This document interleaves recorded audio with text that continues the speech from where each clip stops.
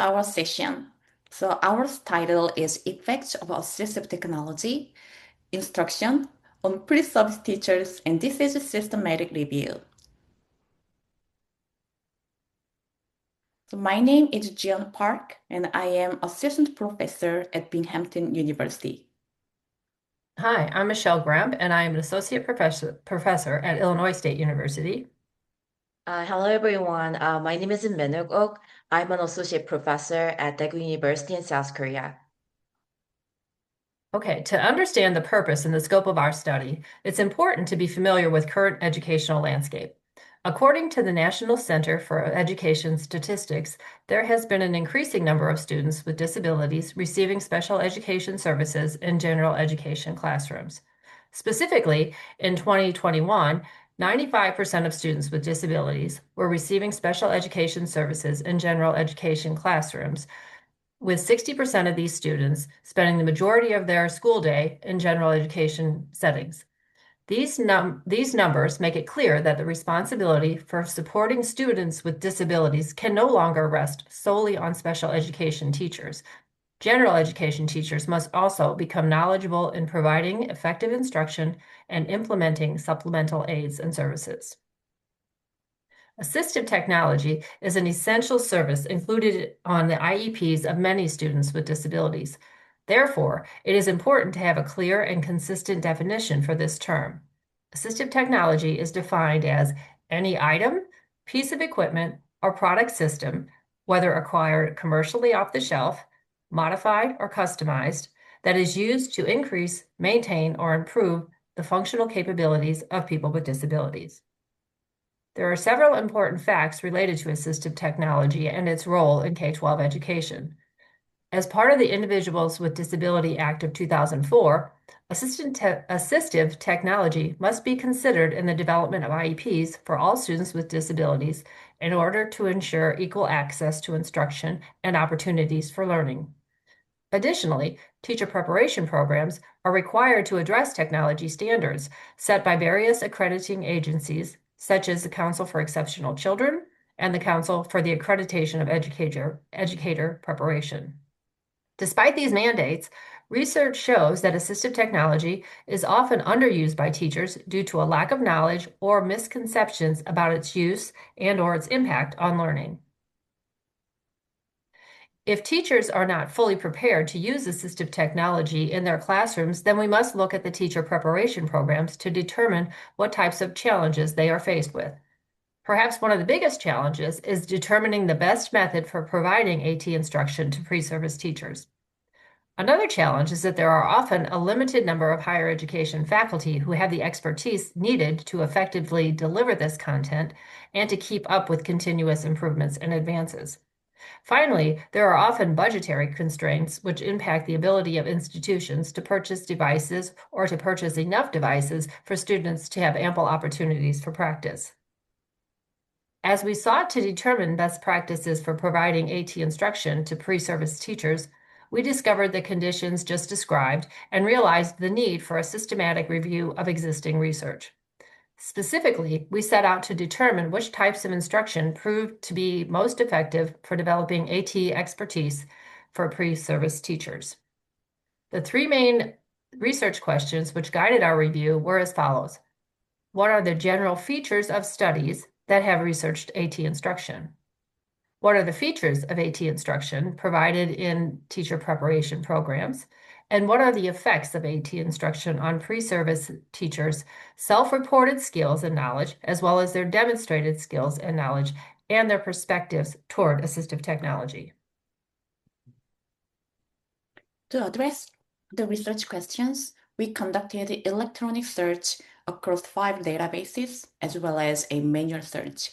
We used search terms related to pre-service teachers, assistive technology, and instruction. We applied 3 inclusion criteria. First, study had to be quantitative. Study with qualitative data only were excluded. Second, studies needed to be clearly include instruction, workshops, innovation, or orientation on assistive technology as part of a teacher preparation program. Third, participants had to be pre-service teachers, meaning students enrolled in teacher education programs who are working toward their first or initial teaching certifications. The figure is a Prisma flow chart for the search in this study, showing the study selection process. We identified 1,089 articles through electronic database searches and 14 additional articles through manual searching.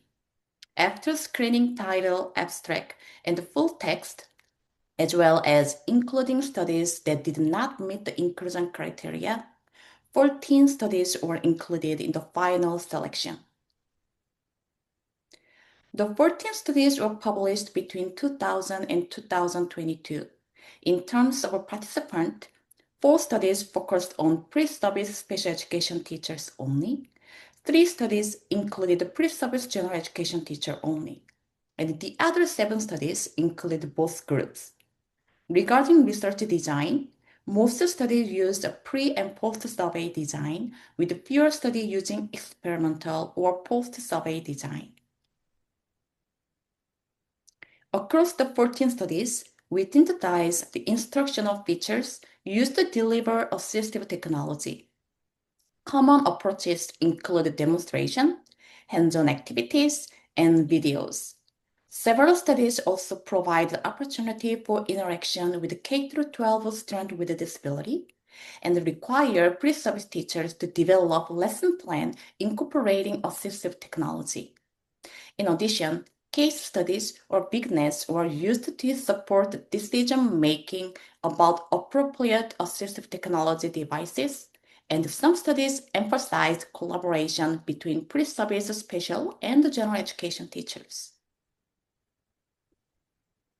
Overall, studies reported positive gains in pre-service teachers' self-reported skill and knowledge, including increased confidence in using assistive technology, identifying instructional technology for students with a disability, and selecting appropriate AT devices.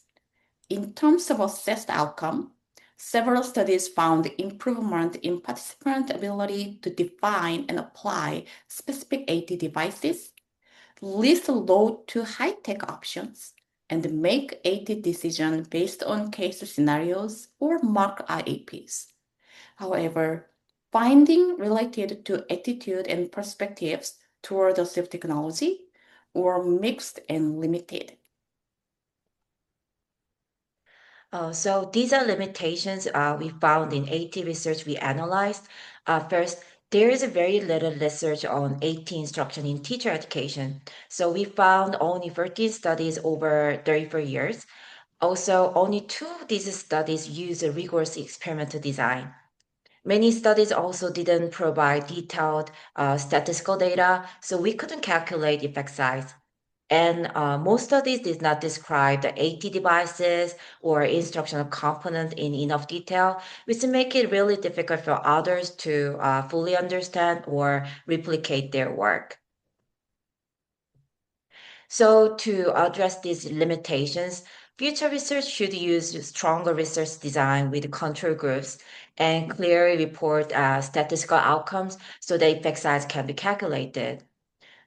Researchers should also describe AT tools and instruction method in greater detail. Also, it's very important to investigate how instructional features and participants' characteristics affect the learning outcome. We definitely need more rigorous research to identify what are the effective AT instruction strategies for teacher education program. Our study shows that AT instruction has positive effects in teacher preparation program. However, programs should have more structured curricular, and faculty must continue to update their knowledge and expertise because technology changes so quickly. Our finding also says that AT training should focus on a more practice, not just backdoor knowledge.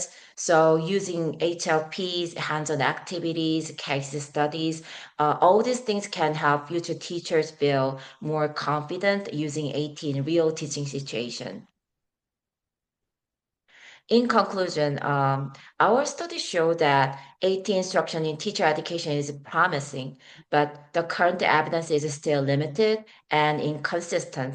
So, to strengthen AT implementation in schools, the field needs more rigorous research and more systemic and integration of AT instruction within teacher preparation programs and more practice-based training so that all teachers, not only special educators, are well prepared to support the student with disability using AT. So this concludes our webinar, but for more information, please see our paper published in JSAT. Also, if you have any questions, please feel free to contact us. So we would be happy to answer those questions. Thank you so much for watching our webinar.